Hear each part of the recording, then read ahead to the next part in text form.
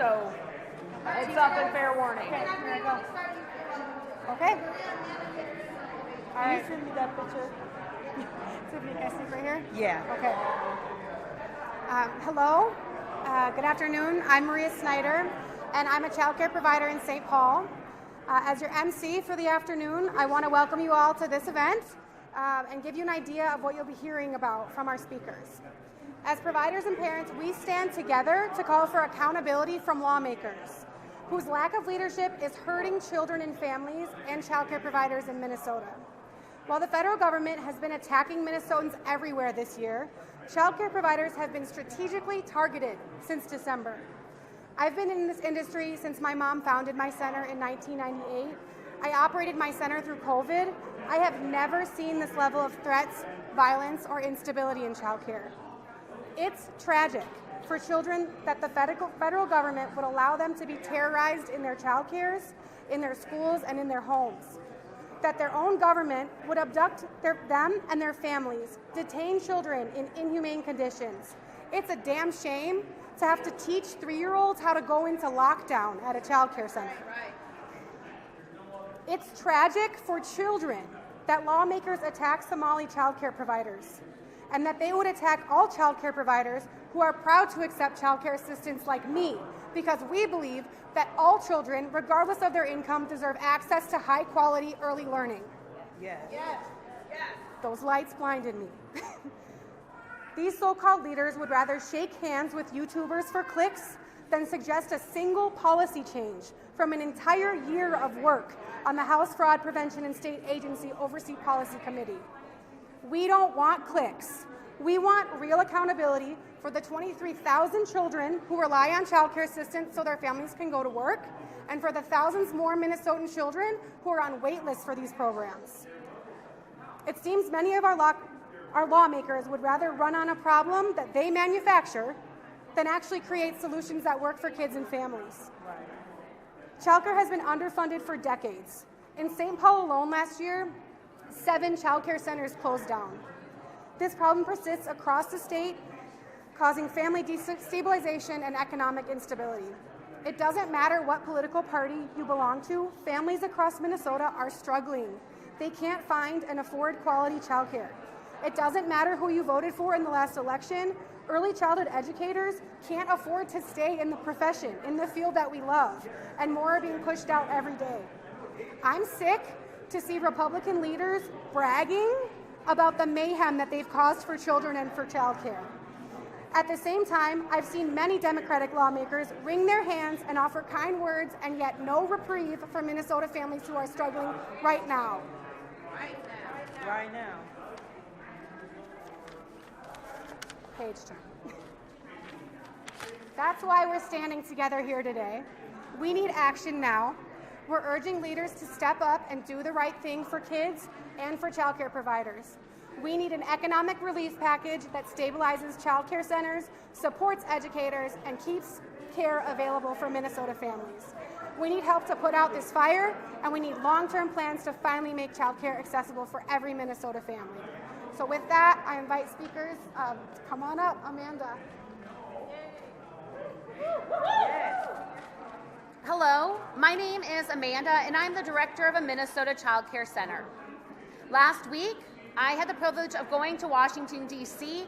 with an amazing group of Minnesotans to meet with legislators. While there, I shared how ICE's presence in our community is harming children, families, and child care programs in our state. Today, I want to make sure our state leaders truly understand that the past month and a half have pushed child care programs to our breaking point. Running a high-quality child care program that families can afford has always been challenging. That's right. But legislation passed in the past few years has helped improve the economic conditions for child care programs. There were still financial struggles, but we were beginning to see improvements. Then, in December, Minnesota Speaker Lisa Damuth unleashed a YouTube influencer to undermine faith in Minnesota child care programs with a racist disinformation campaign. Whoa. This directly led to the president sending 3,000 ICE agents to Minnesota to terrorize our communities. Child care programs already stretched to our limits have had to find ways to make sure our families and staff who are terrified to leave their homes are safe, fed, and housed. We are exhausted and our budgets are being stretched as we see drops in attendance due to fear.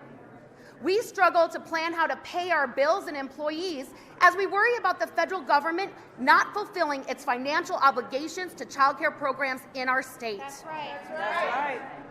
I didn't choose to be a child care professional because I had dreams of being rich. None of us do. No. I chose it because I believe in the importance of helping our youngest Minnesotans have a great start at life. One of the most important jobs we have is to make sure every child is safe, loved, and valued every single day. That part. ICE's presence in our communities and hurtful language by politicians is harming children instead of keeping them safe. Right. To Speaker Demuth, did you have any real evidence of suspected fraud when you sent Nick Shirley out to harass and scare families in child care programs? Did you run a background study on Nick before sending him out to jeopardize our children? No. And if you truly had concerns about fraud in child care, why didn't you report it in any of the safe and ethical ways available to you? That part. These are the questions our state legislators should be demanding answers to. Instead, too many of you have stood by silently during these attacks on our child care community. During COVID, you asked child care to be on the front lines, and we were there for you. But the past month and a half, many of you have not been there for us. No. It is time to start repairing the damage done to our children, families, and child care programs. Today, I call on state leaders to hold those who have caused this damage responsible and help repair the damage they have caused to our child care programs. Thank you. Hi. Hi, my name is Tiffany, and I am a teacher at a child care center, and I have noticed how hard it's been. What happened since ICE has been here, I'm a parent, and since ISIS came to Minnesota, you made our jobs like 3 times hard. It's not now just taking care of them, teaching their ABCs, safe play, or their numbers. Now we got to teach them how to replay, because now kids are playing like everybody's the bad guy, or I got to hide. Though that's what you wanted for our kids? I don't think so. That's not what we want. We want our kids to be able to play safe, come to daycare without our parents being afraid. We would like for you guys to take accountable of y'all bringing ISIS here, because we didn't ask for that. We asked for our kids to be safe, for our families to be able to go to work, for our kids to want to learn, but not learn in fear. You know, now we have to watch what we teach them, because now they're already afraid, and that you put it there. We're not responsible for them being afraid and to tuck and hide. We're responsible to teach them their ABCs and how to make friends and how to trust people so they can grow in the world. Now you done put and damaged these kids, and you done made them afraid to even come out their house and to trust their neighbor. We've been their neighbors this whole time. We never had a problem with it. So if you did, why you didn't come to us and ask us the questions? Nobody talked to us. We're the daycare providers. We take care of the kids. You guys never asked the child care people what was going on. But then you bring ISIS here saying you're going to help us. Why did you take the funding out of child care when you guys say that you are for kids? So if you are for kids, why come child care does not have the highest budget or the funding to support all these daycares? How come if you say that Minnesota have all these child cares, we've been here forever. I started working in a child care center since I was 16 years old. And I do it because of the kids saying thank you, or seeing them graduate, or seeing them go to a high school. That's our pride, right? That's what we get out of it. This is not to be rich. This is to keep the kids safe and for them to give somebody to trust. But you guys made it 9 times hard for them to trust somebody they see every day. And that's not fair. Thank you. We don't write checks.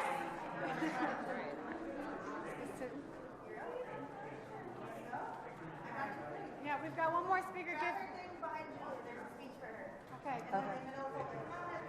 She's battling those Minnesota roads.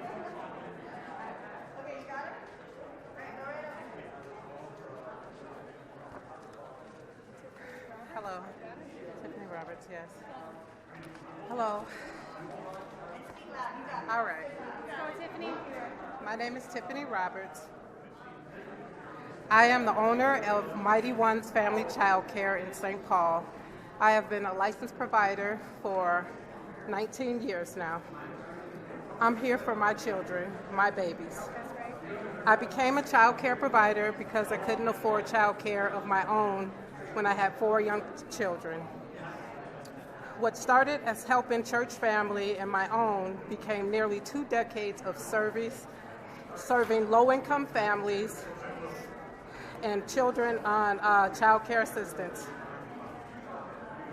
and the Early Learning Scholarship so they can survive and care for their families. I have cared for generations of families. Some of my current parents were once children in my program. I serve children with special needs who have been turned away elsewhere. I work with families one-on-one to help their children thrive. On February 2nd this year, during nap time, the Youth and Family Services came to my home and reviewed attendance records. They asked to review October through December, and I showed them what I had, and I was told that the format that I was using was not approved. It included the names, the in and outs, and a place where parents can either initial or sign. They said it wasn't acceptable. 3 days later, my parents were notified that their children could no longer attend my program because I was no longer funded with them. Families panicked. My families panicked. The parents of children with autism broke down in tears because they don't have other options.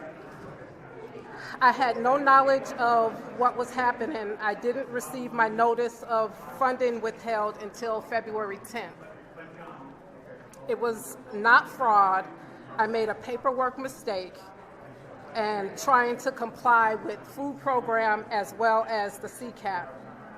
My license is active, and I actually had a recent visit mid-October and was never told that there was an issue with my sign-in.